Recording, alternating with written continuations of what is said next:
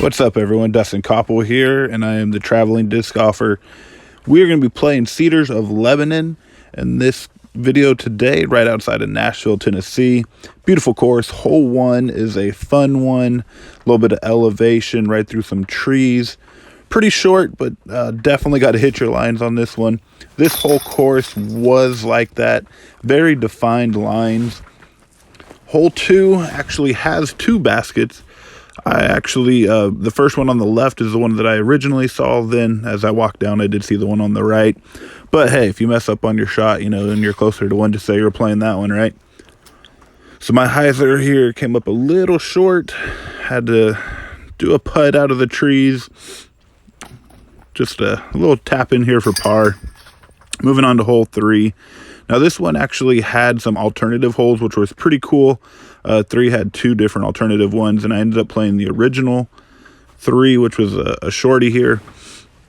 Now, like I said, these are very, very defined fairways for the most part.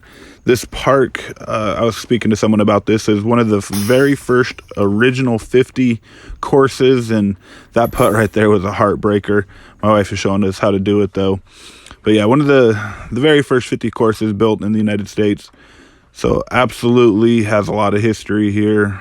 Very well maintained, great signage. This shot actually was working on my turnover and had a great kick off the tree. And you'll be able to see that we ended up parking it. Ended up skipping actually off the base of that concrete right there. So very easy tap in for the first part of the day. But these shots are either going to be sidearm or backhand. You can work on your turnover game. If, very generous fairways for a majority of these holes. But if you stay in the middle, you will have yourself a pretty easy round. But if you find yourself kicking off one of these trees, there are a lot of trees at this park. Every single hole has some beautiful mature trees. So you will either have yourself a great day, really enjoying watching the disc fly, or you'll be scrambling a lot. So as you can tell, there are some fun hyzers that are going to turn a little harder than others.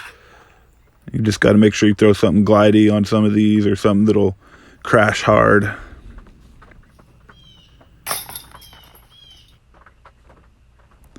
Moving on to hole 7 here. Once again, just being a right-handed player, there's going to be another sidearm shot. As you can tell, you got to carry that distance. Majority of the holes are 200 to 300 feet.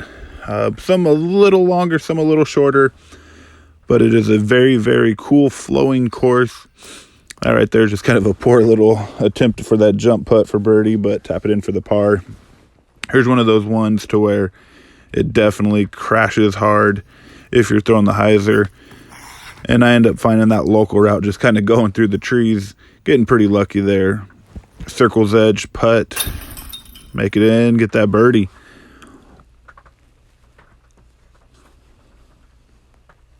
Hole 9, this is going to end right back to where you started from. So if you just want to play 9 holes, it flows very nicely. And you can just finish. It takes anywhere from like 20 to 30 minutes if you're playing by yourself. And the last 9, my wife needed to take a little break. We had a football game that we were going to, so she had to coordinate some stuff and get the tickets ready.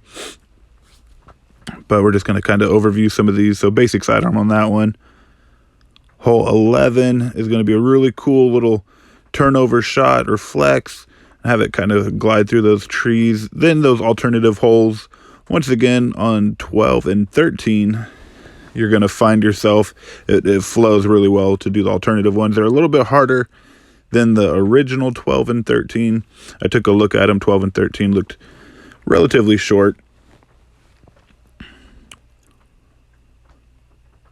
14 here, just another nice, easy one. You just got to make sure you hit your lines there. This one, a little bit more complicated. You're going to have a lot more trees, and they decided to throw a sinkhole in there also, right?